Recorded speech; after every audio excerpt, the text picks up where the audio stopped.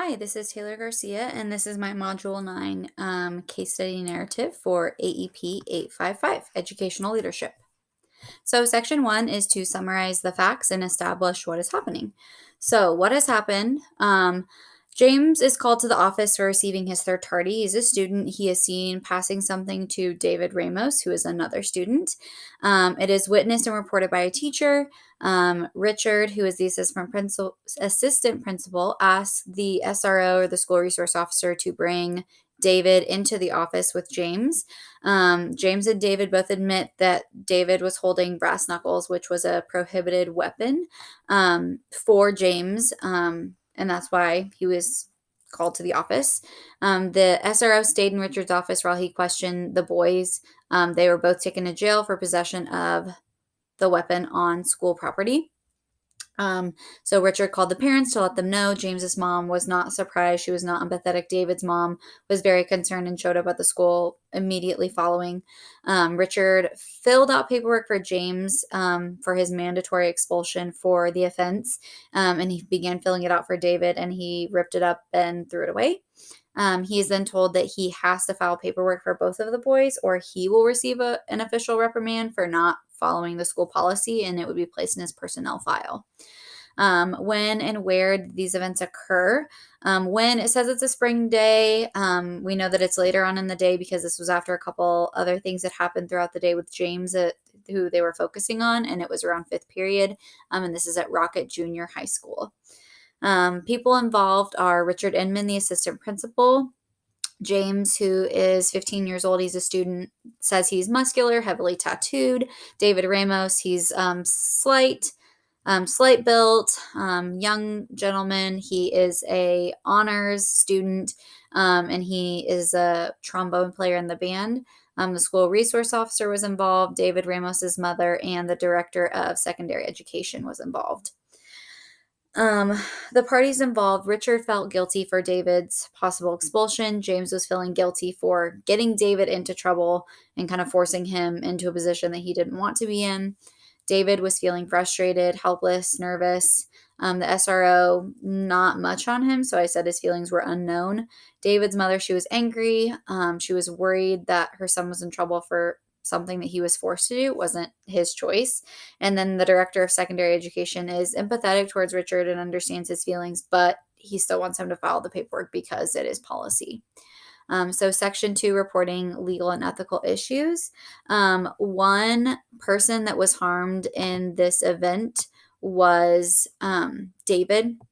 He was harmed by the action of James, who forced him to hold these brass knuckles, and harmed by the decision of Richard to keep the SRO officer in the room, which was why the boys were taken away in the first place. David had not been harmed physically, but emotionally and mentally, I imagine that being very draining. And now he's going to have to live with the long-term consequences of what happens from this one event. Yes, there was a law that was broken. The boys were taken to jail and they were charged with felony possession of a prohibited weapon on school property. And the breach of contract, I don't believe there was a breach of contract, but there were harassment actions taken, and that was James forcing David to hold the weapon for him. Section 3, this is to synthesize what's happened in a single sentence. So students James and David should be expelled for possession of a prohibited weapon at school by the assistant principal, Richard, but Richard is having a hard time following through with the expulsion of both boys because the weapon belonged to James and David was forced to hold it for him. So moving into Section 4, synthesizing the facts. So the people, the same people we've already kind of gone through. Richard, the assistant principal. James is a student. He's 15. David Ramos, we don't know his age, but he is a student. The school resource officer, David's mother, who is a parent, and then the director of secondary education, who is an upper level administrator. The place, this is Rocket Junior High School. We know there's about 900 students. Other than that, we don't know a ton of detail about the school.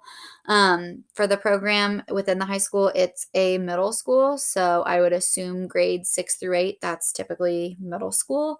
All subjects are taught throughout the middle school.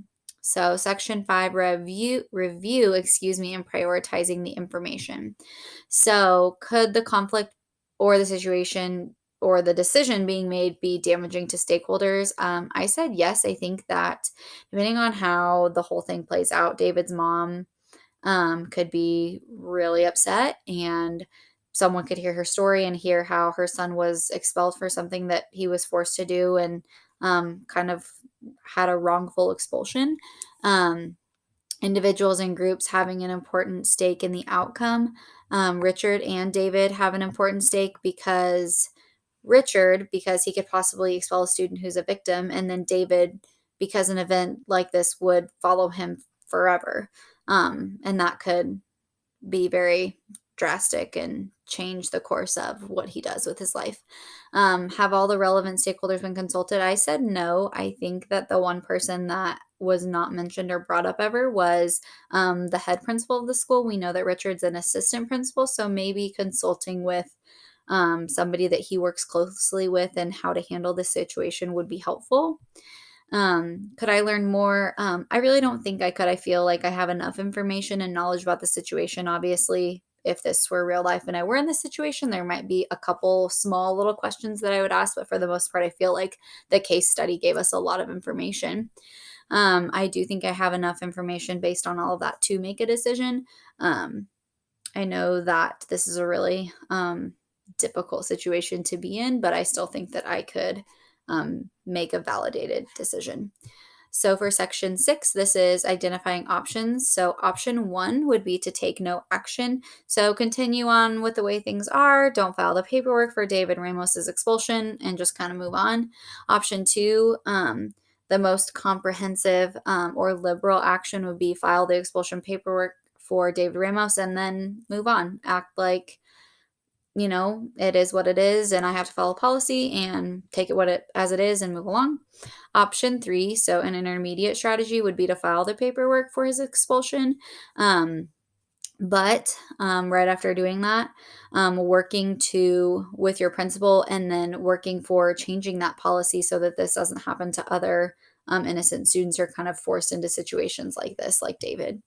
And then another intermediate option that you could choose will be don't file the paperwork and also still work on changing the policy. I think that one of the biggest things here is getting that policy changed so that students like David, who are just kind of put into the wrong place at the wrong time, don't suffer these severe consequences. So, section 7, evaluate your options. So, pros and cons for option 1. A pro would be no paperwork. That's always great, right? David Ramos wouldn't have the mandatory, it's a 45-day minimum expulsion, so he would not be participating in that, which would be very good for him. And then keeping his mom happy and knowing that the school is doing everything they can for him and his well being. Some cons: Richard would receive this official reprimand, as mentioned before. James is still in that educational or alternative educational program through the district. And James may feel betrayed since there was no action taken against David, even though he took that on himself. It might still seem unfair to him. Pros and cons for option 2. Pro, Richard has to follow the district policy. That's always a good thing, following policy. And he doesn't get the reprimand. Another thing is, like I said, all the policies have been adhered to, and there hasn't been any change in that. A con would be David being expelled, obviously. It does go into his record. Richard would have damaged his relationship with David over that, I believe, and David's mother, I would assume, would be very angry. So pros and cons, I'm going to move myself over here so you can see everything. There we go. Pros and cons for option 3, my intermediate strategy. So a pro of this would be Richard doesn't have to have an official reprimand. There could be a possible change to the policy and a possibility of removing this event from David's record so that it's not following him. And then taking action is going to show David that Richard really cares for him and the circumstances he's been put into. Some cons would be, obviously, he's expelled. His mother would still be angry with this situation her son's been forced into. And then pros and cons for option 4. A pro is that David's not expelled. Possible change would come from working to change the policy and again, David's going to know that Richard cares for him and his mother would be happy. A con would be that Richard is punished. So he kind of takes on a lot of that heat. So moving into section 8, choosing the best option, I personally think that filing the paperwork for his expulsion because of the policy that's in place, and then working with the principal and working with other board members or whoever it takes to get the policy changed. I know that this is not best case for David, but I'm going to touch a little bit more on that coming up.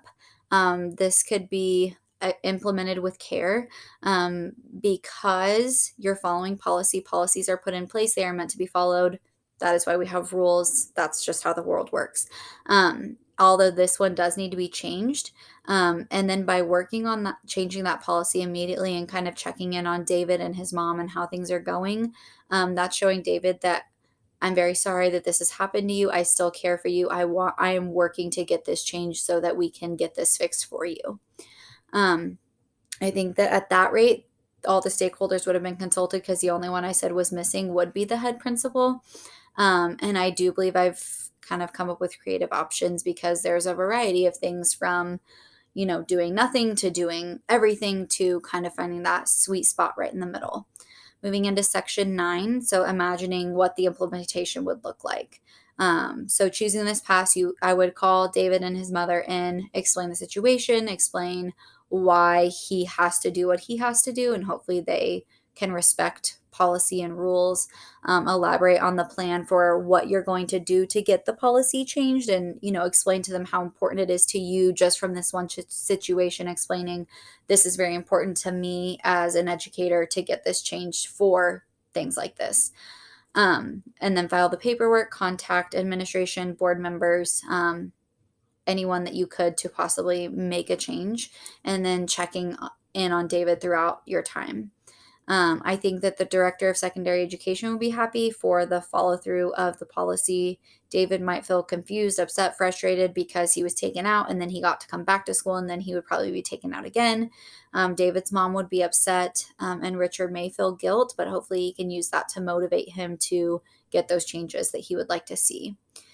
People that need to know, the director of secondary education would know through filing paperwork, David and his mother, and then the head principal of Rocket Junior High School would need to know. I think that this situation could be handled, on my own if I were Richard, because at this point everything else had been done on his own. So maybe consulting with others, but still handling that situation with David and his mother, kind of keeping that private. I think that would be best. So if this were to not work, I think that you would have already filed the paperwork, so that would have already happened. So maybe continually check on him and his well-being, work with his teachers, explain the situation, ensure that he's going to continue to get the best education, even though it's at this alternative setting, and maybe work with his teachers in ways that they can offer extra honors types of projects so that he can keep growing himself as a student. Another thing that I would do to continually work to remove the incident from David's record. That's probably a big concern of theirs because that's something that would stand out and you don't want that to follow him forever and him to constantly have to explain the whole situation every time he's trying to get a job or trying to get accepted into a program or a school, finding a way to get that removed if possible. And this is the reference for our case study. And this has been Taylor Garcia with our Module 9 case study.